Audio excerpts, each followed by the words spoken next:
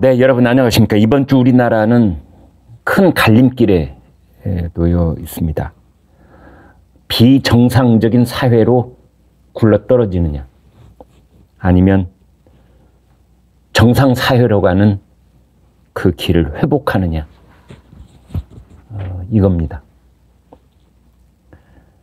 이른바 검수완박, 검사들에게서 수사권을 완전히 박탈하는, 이제 그러기 위해서 형사소송법과 검찰청법 두 법의 개정안을 지금 171석을 가진 더불어민주당이 강제로 밀어붙이고 있는 것입니다.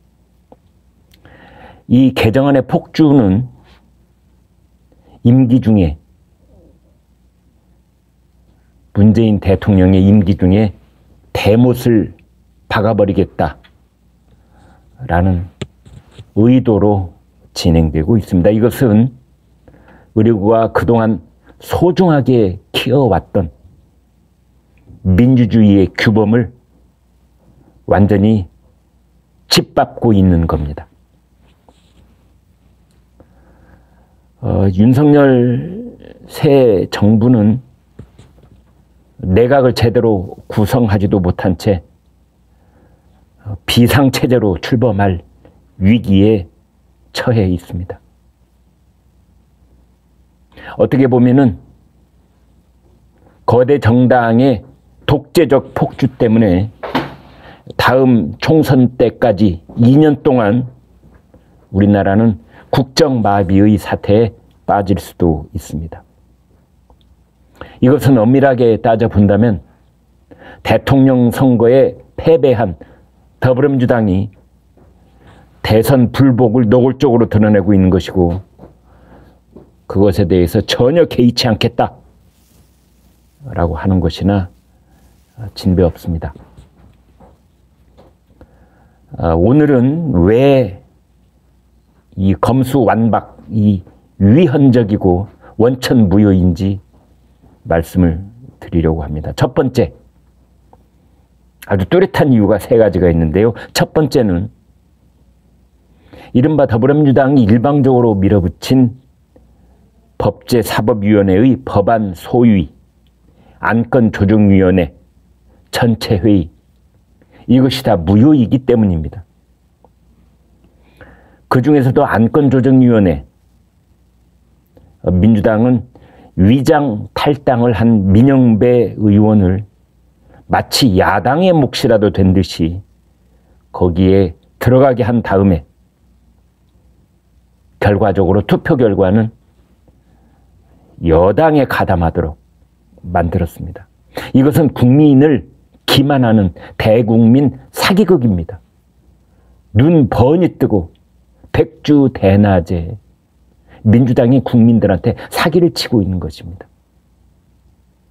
위장 탈당을 시켜서 그 다음에 그들을 야당의 몫으로 포함을 시켜서, 그래서 안건조정위원회를 무력화시킨 겁니다. 최장 90일까지 이 법안을 수기할 수 있는 기간을 단 8분 만에 끝냈습니다. 이것은 위계에 의한 공무집행 방해입니다.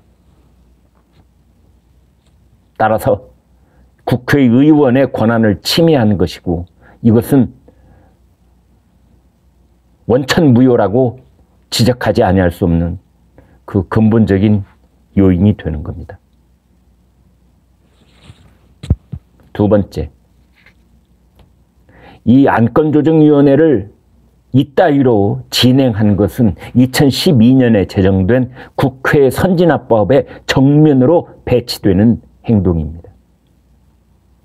국회 선진화법은 두 개의 기둥으로 이루어져 있습니다. 하나는 패스트트랙, 신속 처리 절차라고 하는 것이고, 하나는 안건조정위원회입니다. 신속 처리 절차는 소수의 정당이 물리적으로 어떤 입법 절차를 방해하는 것을 막기 위해서 만든 것이 신속 처리 절차입니다. 패스트 트랙. 두 번째, 안건조정위원회는 역시 소수당의 의견을 무시한 채 다수당이 그냥 강제적으로 입법 독주를 하는 것을 막기 위해서 마련한 제도인 것입니다. 그래서 우리나라 입법부가 어느 쪽으로도 기울어지지 않도록 하기 위해서 만든 것이 바로 신속 처리 절차요 안건조정위원회인 것입니다. 그게 2012년에 마련된 국회 선진화법의 근본 취지입니다.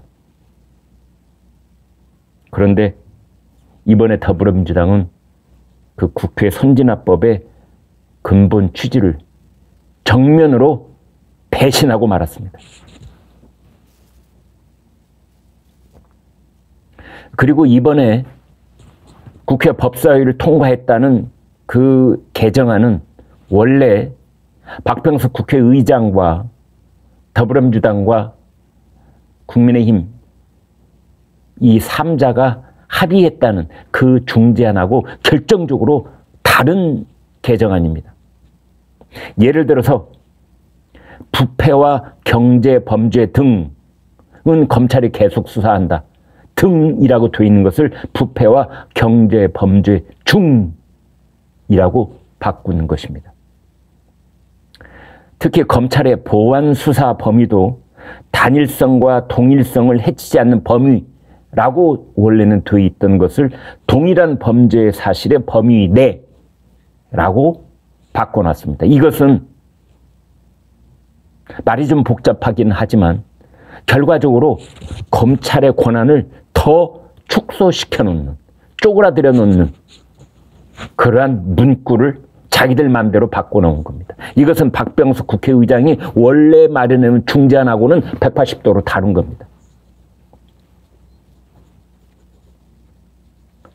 앞으로 남아있는 기대는, 신라 같은 기대는 두 가지밖에 없습니다. 하나는 국민의힘 전주혜 의원이 법사위 소속인데요. 헌법재판소에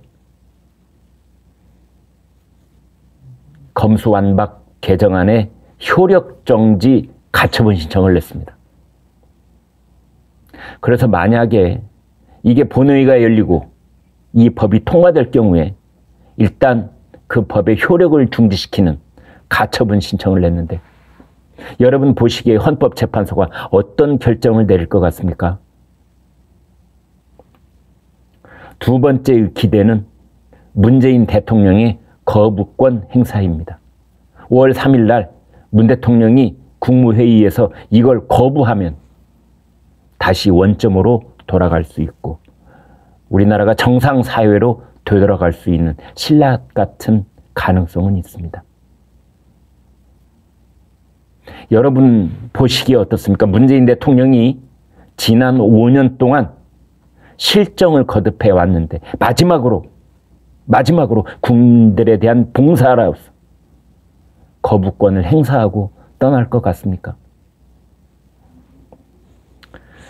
이 부분에서 생각나는 것은 원래 우리 헌법에는 대통령이 국회를 해산할 수 있도록 하는 규정이 있었습니다. 우리나라뿐만이 아니라 프랑스에도 있었습니다. 그래서 대통령이 당선된 뒤 대통령이 소속된 정당이 국회에서 소수당일 경우에 대통령이 다시 한번 국민들께 현재의 민심에 따른 신임을 묻는 겁니다. 어떻게? 국회를 통해서. 그래서 국회를 해산하고 총선거를 다시 치렀던 겁니다. 그런데 지금은 우리 법에 그게 없습니다. 헌법에. 자, 이 검수완박 이것은 대국민 사기이면서 원천적으로 법률적으로 무효다라는 말씀을 오늘 여러분께 드렸습니다.